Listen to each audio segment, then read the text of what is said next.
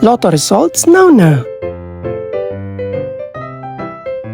Ito ang resulta ng 5 PM draw ng 2-digit at 3-digit lotto ngayong araw ng Miyerkules. Para sa 2-digit lotto, ito ang mga numerong lumabas. 11 at 16. In exact order.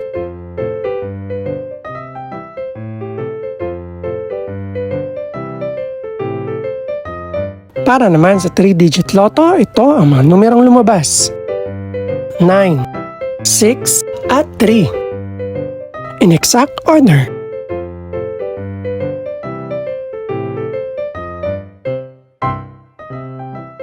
Ito naman ang mga estimated price ng mga gaganaping lotto draw mamayang gabi. Congratulations po sa lahat ng mga nanalo.